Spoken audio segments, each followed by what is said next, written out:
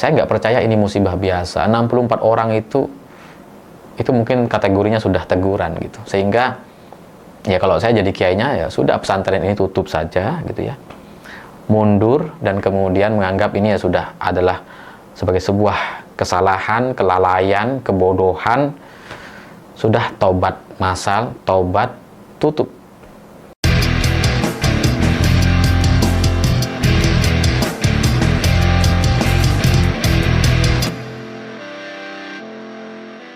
Selamat malam semuanya. Setelah tragedi kemanusiaan yang terjadi di Pondok Pesantren Al-Khazini karena musola atau masjidnya roboh dan kemudian menimpa ratusan orang santrinya, setidaknya lebih dari 100 orang menjadi korban, setidaknya sekitar 64 orang santri dinyatakan meninggal dunia atau hilang atau tidak ada tanda-tanda di bawah reruntuhan.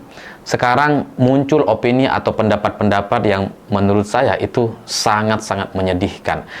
Kita sedih dengan tragedi ini, dengan situasi yang sangat tidak menyenangkan ini, tapi ternyata kita harus lebih sedih lagi karena komentar orang-orang yang hidup hari ini itu kemudian membangga-banggakan tragedi ini.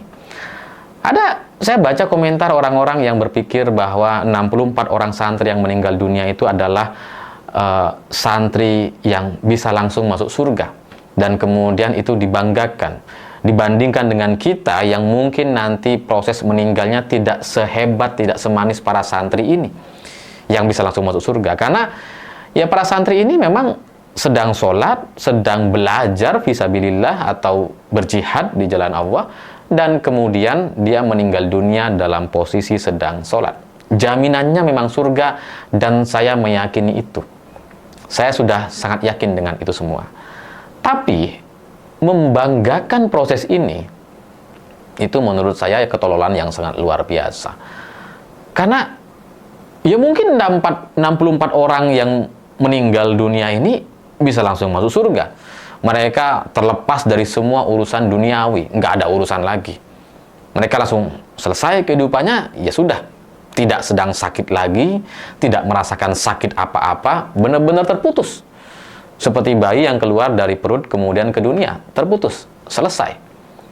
Tapi, keluarga yang ditinggalkan, bapak, ibunya, adiknya, kakaknya, keluarganya, itu akan merasakan penderitaan seumur hidup mereka. Ini adalah sebuah cerita yang tidak bisa dibanggakan seharusnya. Jadi ya mungkin 64 orang meninggal dunia itu ya baik-baik saja hari ini, sudah selesai dengan masalah duniawi. Tapi bagaimana dengan keluarganya? Berapa banyak orang yang bisa menerima atau berdamai setahun setelahnya? Apakah ada orang yang kemudian pada akhirnya tidak bisa berdamai sampai akhir hidupnya? Ini adalah sebuah situasi yang sulit diterima oleh pihak keluarga hari ini. Karena kesedihan mereka itu tidak tergambarkan oleh apapun karena kita tidak mengalaminya. Jadi mereka masih harus melanjutkan hidup senormal mungkin dan kita berdoa semoga tidak ada yang mengalami stres berkepanjangan. Itu yang harus dipikirkan oleh pemerintah atau kita semua. Kalau pesantrennya ya udah tutup aja semestinya gitu. Jadi ya kalau orang berpikir bahwa ini adalah sebuah cerita yang bagus, hebat, itu menyedihkan sekali gitu. Itu menunjukkan bahwa negara ini memang ya udah nggak bisa kayaknya menjadi negara maju gitu ya.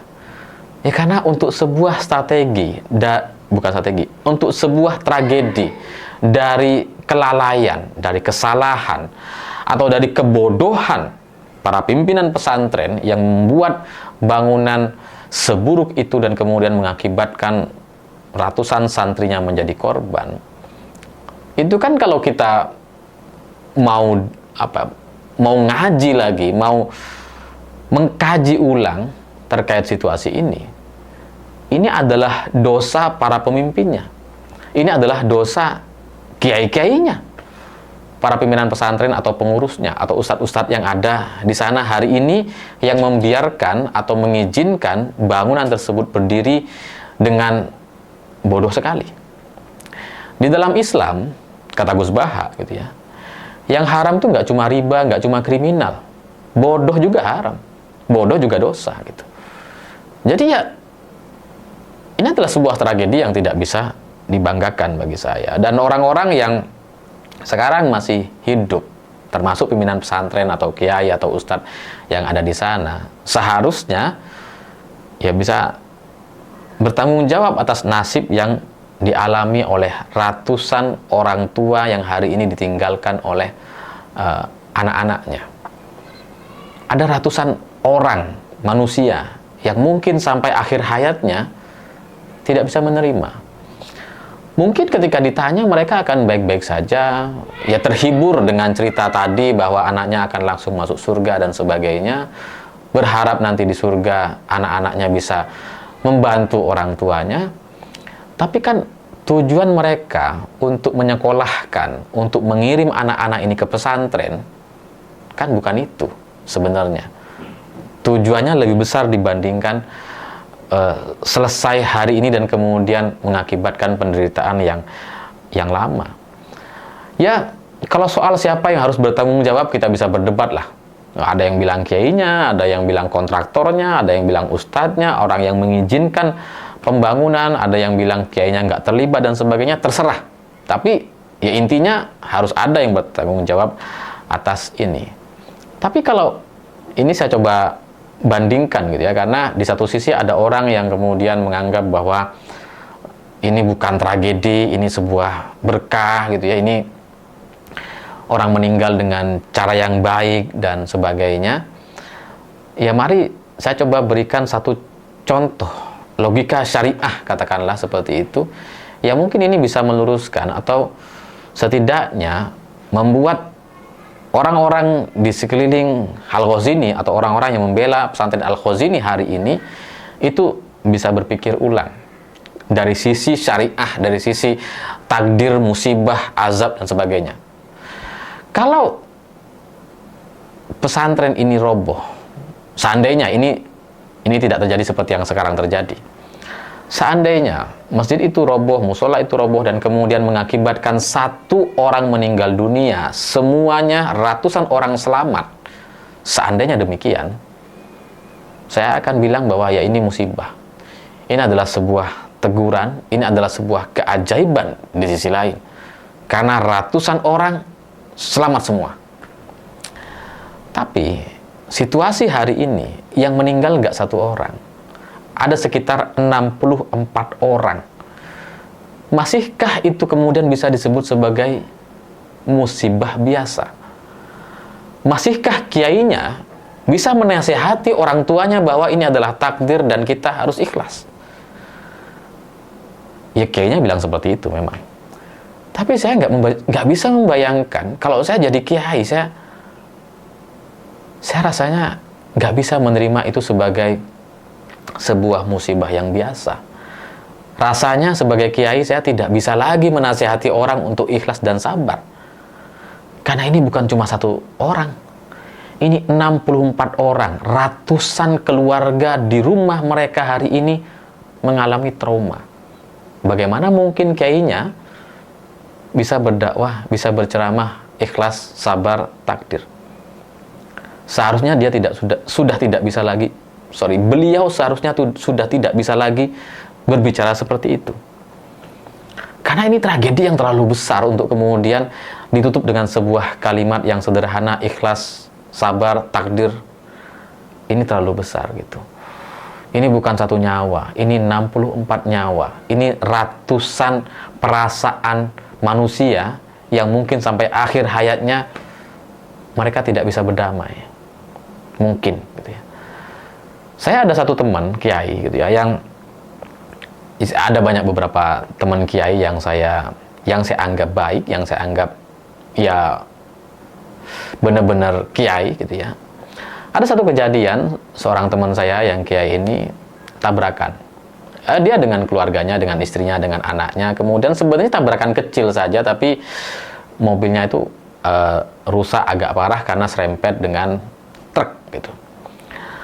Nggak ada yang luka, anaknya juga nggak ada yang luka, ya, meskipun yang kecil. Nggak ada yang lecet sama sekali, ya cuma mobilnya aja yang rusak. dan itu adalah mobil milik pondok pesantren gitu.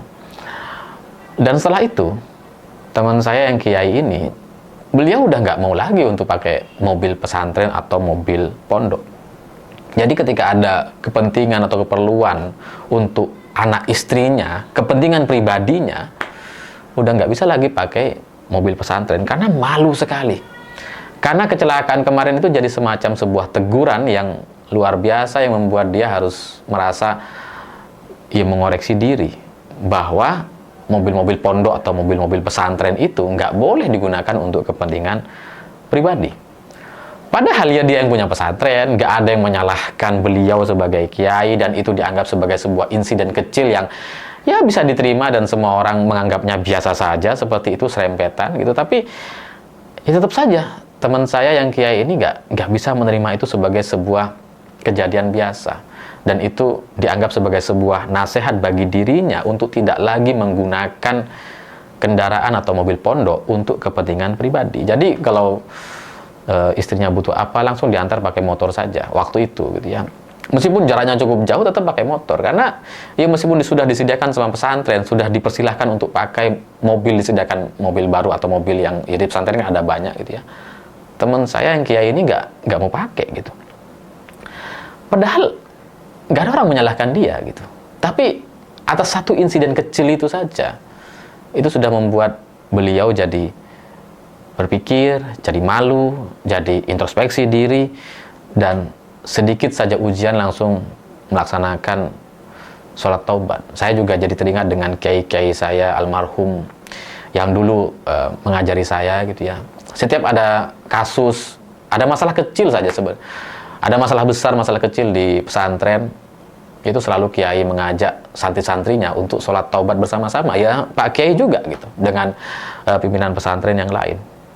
Karena ujian, teguran yang diberikan oleh Tuhan gitu ya, dan kemudian disadari bahwa itu adalah bagian dari kesalahan atau kebodohan diri para kiai atau pimpinan pesantren, itu wajib diakhiri dengan sholat taubat atau permohonan maaf kepada Allah Subhanahu Wa Taala.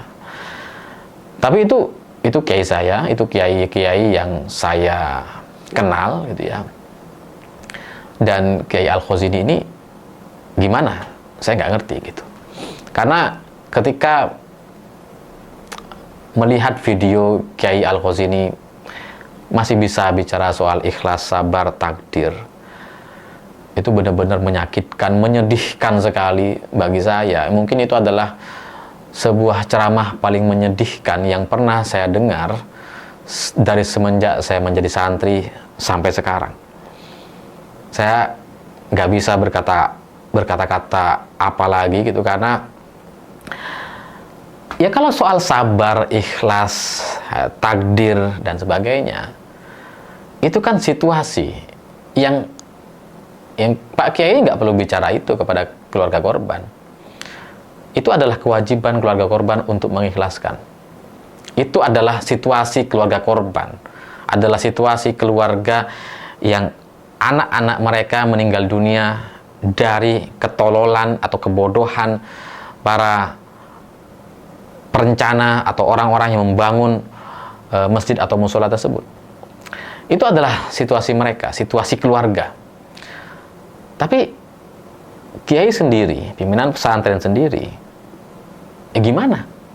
Apa nasihat untuk Kiai hari ini?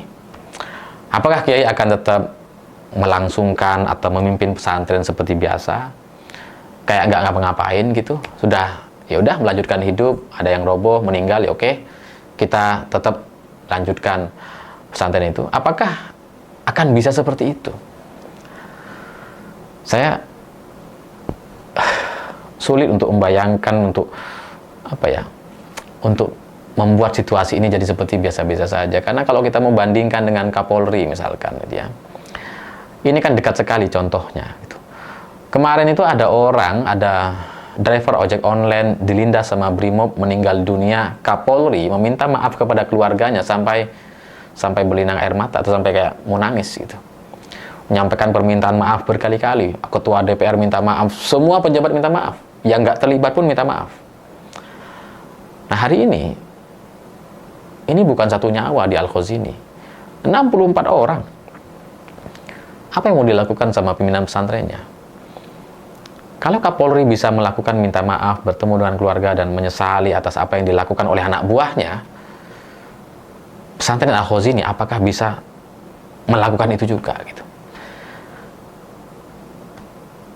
Ya, kalau dalam logika saya hari ini agak emosional memang, karena saya nggak percaya ini musibah biasa. 64 orang itu mungkin kategorinya sudah teguran gitu, sehingga ya kalau saya jadi kiainya, ya sudah, pesantren ini tutup saja gitu ya, mundur, dan kemudian menganggap ini ya sudah adalah sebagai sebuah kesalahan, kelalaian, kebodohan, sudah tobat massal, tobat, tutup, supaya ya setidaknya keluarga atau bapak ibu yang ditinggalkan oleh anak atau santrinya hari ini itu bisa apa ya? Ya bisa didampingi, karena jadi sama-sama kehilangan gitu. Mereka kehilangan anaknya, kiai dan pesantren ya kehilangan pesantrennya. Setidaknya ya adil gitu. Ya ini soal puluhan nyawa. Saya bisa saja berpendapat lebih keras dari ini, tapi ya mungkin ini yang sudah paling maksimal. Saya kasihan sekali kepada keluarga dan orang-orang yang ditinggalkan. Saya nggak bisa membayangkan bagaimana traumanya, dan untuk kepentingan pesantren semestinya itu yang harus dilakukan. Pemerintah harus tegas, pihak pimpinan pesantren juga harus tegas, supaya melindungi pesantren-pesantren yang lain yang hari ini tidak ada masalah. Kalau tidak ada ketegasan dari pemerintah, tidak ada ketegasan dari pimpinan pesantrennya, tidak ada tindakan yang radikal untuk mengobati rasa luka dari ratusan orang yang menjadi korban, rasanya ini akan berdampak kepada semua pesantren di Indonesia, dan tahun depan itu jumlah santri yang masuk pesantren rasanya akan berkurang sangat drastis sekali. Ingat kalimat ini dan buktikan di tahun depan. Saya pikir itu. Terima kasih sudah menonton. Begitulah kura-kura.